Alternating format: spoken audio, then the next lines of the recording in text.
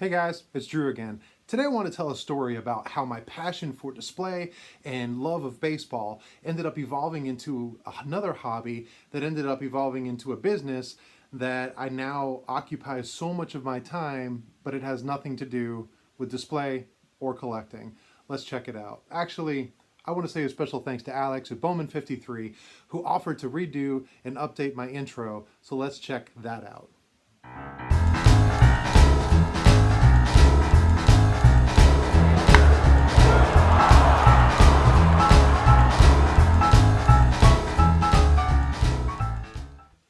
So the journey starts back in 2016. I had been planning this trip to go up to the Hall of Fame up in Cooperstown, New York.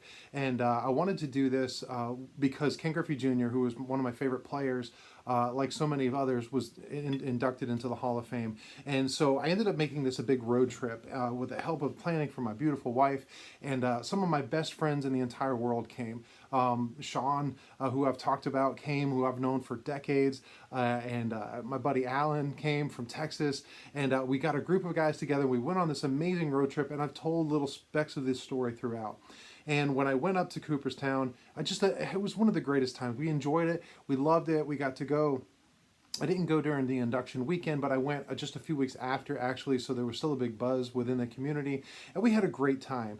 And I'm not the typical person that's like picks up a lot of knickknacks and souvenir kind of things, but this was Griffey. He was my guy. So I was looking for a few specific things to sort of make this whole trip memorable. And I picked up a couple of things, one of them being this bat, and it was an induction day bat. It's got the Cooperstown Bat logo on it, and it's got Griffey and a bunch of different inscriptions and stuff. And I thought, how cool would this be? I have a bat that's autographed by Griffey that I've had forever. I picked up little things like these bobbleheads that are back here. Not a bobblehead collector, but still. I got this pin and just a number of other little Ken Griffey Jr. Hall of Fame induction mementos. And I thought, you know what?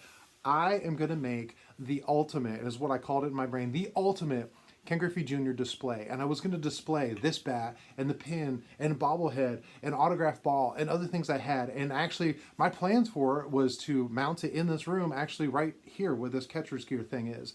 But I thought I've been making displays for years, but I was never really good at it. I mean, they do what they're supposed to do. They show off the things, and I guess that's the important part. But as far as a woodworker, I would not classify myself as a woodworker.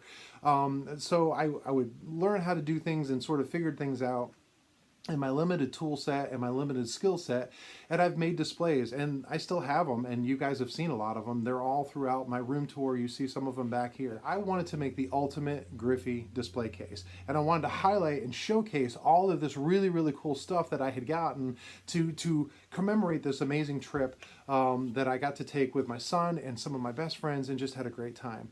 And but I thought, you know what, I needed to get better at doing this because I didn't want to just throw something together and sort of, make some sort of crappy display. I had this design in my head, but I knew I needed to get better. So this was actually the first time I ever really went on YouTube.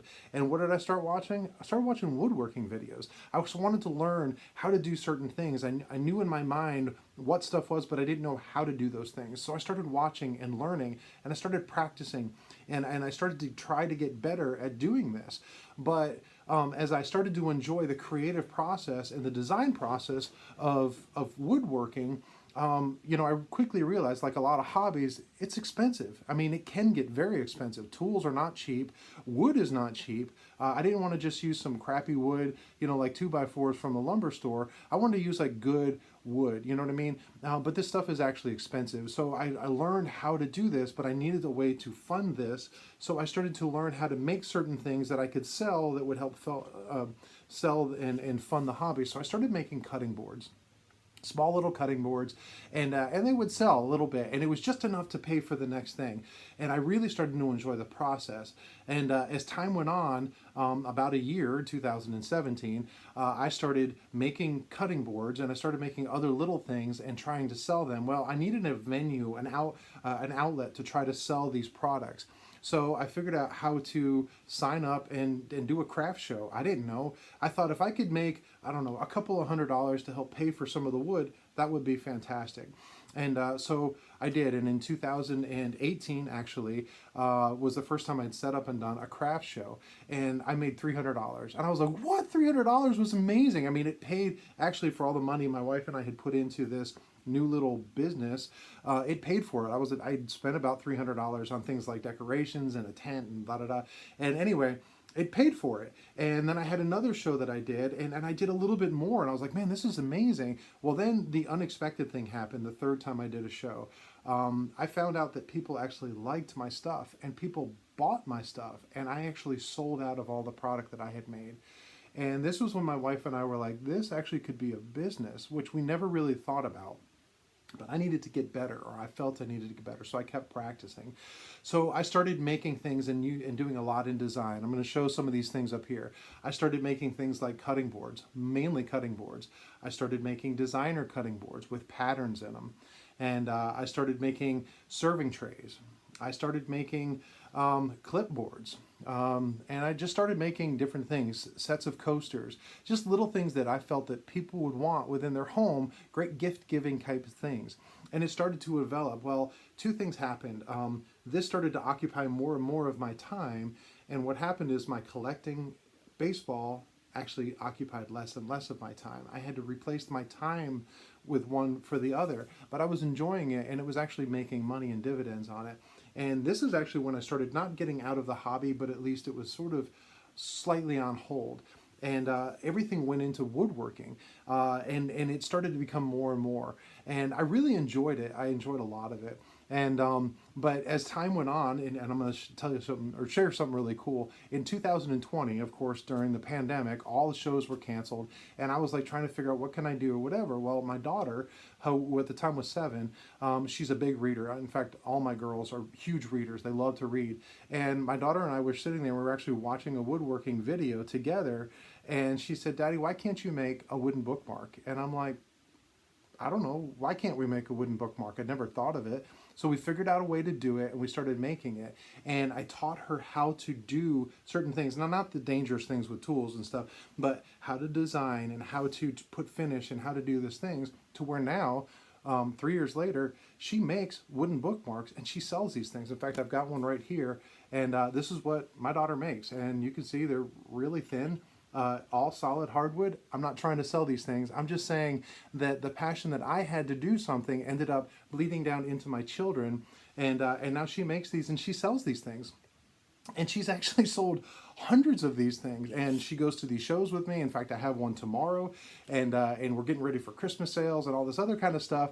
And she makes this, and this is now the passion that she has to be able to do something and make something and create it. And so this is the journey that I took. This was the fun part of this journey, was to take something that I really wasn't very good at, or I didn't feel, and I created other things. And I started to expand to other things. I made this box. This is probably my favorite thing. This was a keepsake box that I made for my wife a few years ago for Christmas, and it is 100% entirely made out of wood, including the bow and the ribbon, which was not easy to do. And I did it to challenge myself. Just recently, I made a serving tray. I made this tray, and this design on it this is all wood. There's no stains, there's no dyes or anything. I just pieced pieces together to make this design, and it sold. And I was just trying to challenge myself, to push myself to do this. And so here I am now, 5 years later, 6 years later. I've got this small business. It's a family business, and we do it, and we have fun with it. But what has happened is it has taken away from the time where I can do. So YouTube has now brought me back into the collecting world. And people have asked me, well, why don't you collect? You talk about you don't actively collect. I'm satisfied with my collection. Yeah, I'll gain something here and there, and I'll pick up a card here and there. What I've picked up, though, is I've picked up the relationships. People like Alex, who made this intro that you already watched, that I just really love and appreciate. Other guys that I've talked to, I'm in text threads, a number of different text threads of different people, and we're just talking about life or cards or community or whatever. So where I used to just be baseball and collecting, and all my focus was, it ended up turning into something because I wanted to make something to show off this ultimate baseball thing, to where it created a business, to where it came back around to YouTube, to where now I'm happy with my collecting. I'm happy with what I'm doing, but but I'm doing more in woodworking than I am in collecting. And the funny thing about this, the irony in all this is, even though I now have a big shop with a lot of tools and I feel like I've gotten better, I still have not made my Griffey display, which is why this bat is in my hand and not encased somewhere.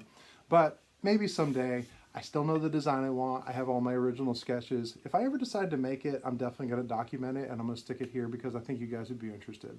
Anyway, there's a little bit about my journey and where I came from. It's talking about going from I want to make a display case to now I have a family business that even with my daughter, we can make things together and enjoy that journey together.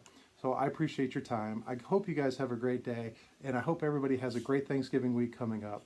But until next time, you guys be good.